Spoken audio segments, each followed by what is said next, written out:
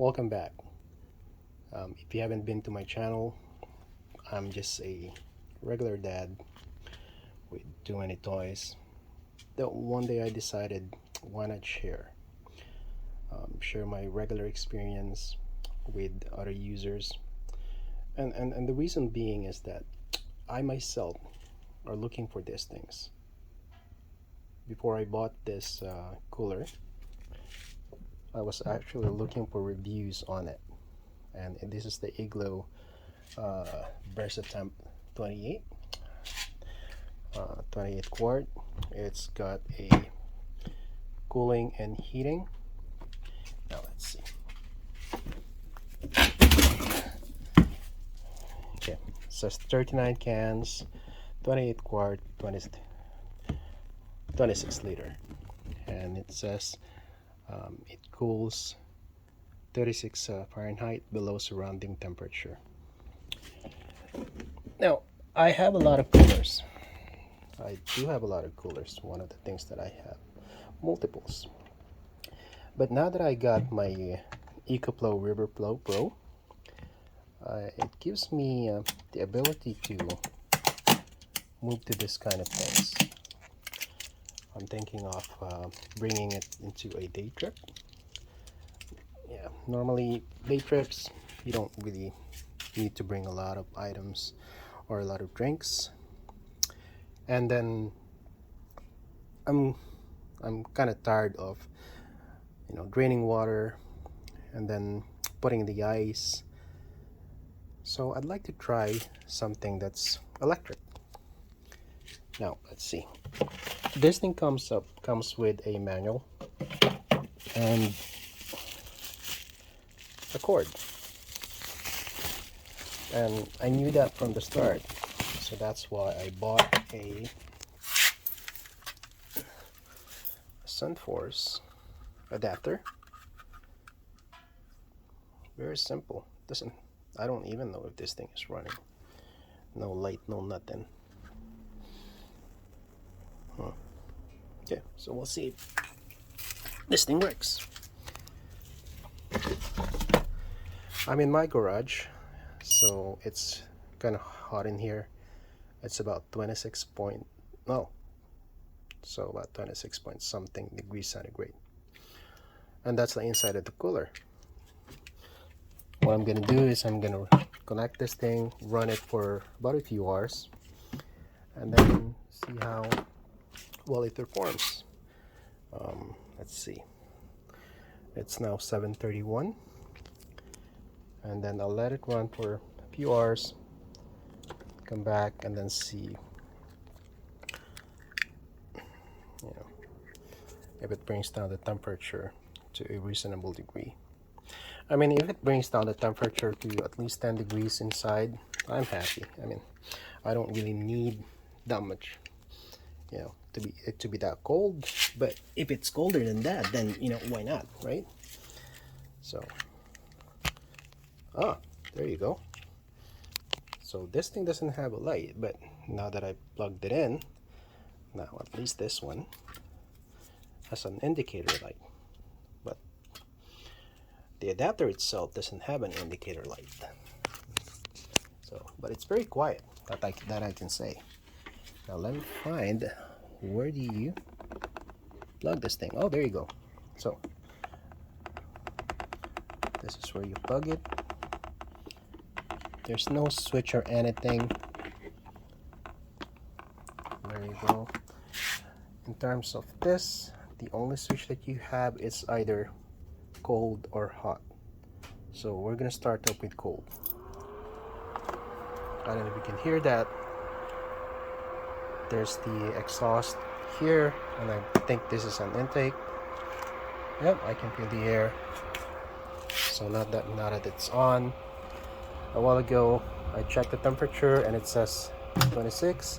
I just turned it on, so you don't really expect any change, but just to get a baseline figure. So it's 20. Let's put it at the bottom, 26. Okay, well, let's put it at 26, and then keep it running for a few hours, see how it goes. Okay, this thing is now running. I let it run for a few hours, and let me get some outside temperature.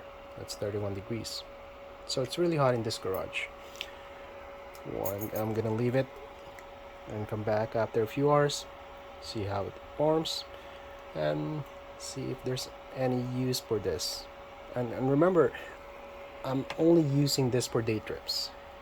I'm not thinking of bringing this to a camping. For camping, I do have a larger cooler that's designed to keep the ice for about 6 days, which it doesn't really keep the ice for 6 days, more like 3 days, but it's better than the regular one. It's not the Yeti type. The Yeti is very expensive, but for 3 days camping, that really works. But for day trips, I want something light, and I want something where I don't have to remove water, put in ice and things like that. So I am trying this one, and I'm hoping that it will it will work. Right now I connected it to my wall plug, but eventually what I'm gonna do is I'm gonna connect it to my EcoFlow Riverpro, so I can leave it in the car running while we go outside, with the kids and everything, and then come back, and then see how it works. I know it's too early, but let me see if there's any. Yeah, I can see a change in temperature. A while ago it was like 26, and not even a few minutes it's already at 24. And remember, the outside temperature in this garage is about 31 degrees. I'll come back to this later. It's been 2 hours more or so. So let's open it up and see what happened. As you can see, I have some bottles in there. It's about 20, playing around with, about 21 degrees. I started with 26, and after 2 hours it's about 5 degrees less. Let's see, temperature outside is about 29. Still hot in this garage. What I'm gonna do is I'm gonna leave this overnight and then see what happens after. Okay. I'm a little bit concerned about this thing right here. It doesn't seem to have any internal fan in it. Let's see. So that's about 46. It is warm. This one is warm to the touch, but not as warm as this one. Let's see. There you go. 38. And this one is 46. So what I'm gonna do is, before I go to sleep, I'm gonna check it one more time. We'll see if it's getting hotter, and decide if I'm gonna turn it off for the night and then continue in the morning. It's now the following morning. Let's see what happens to this thing right here. Okay, 53 degrees. Let's put the power adapter. Let's see this thing.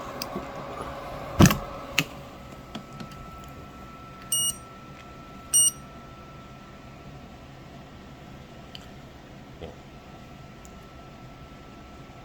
There you go. That's about 6.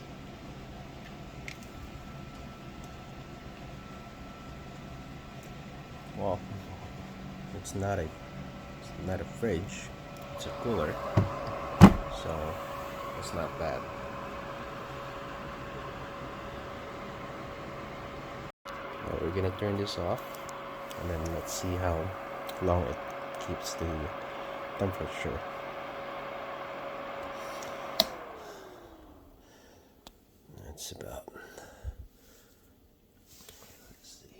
time is it? Let's see. It's about 7:50 in the morning. Let's see. It is now 9:47 a.m. So let's see what happened here. Okay. So the temperature inside is up to 15 degrees. And then the ambient temperature is about 25 degrees.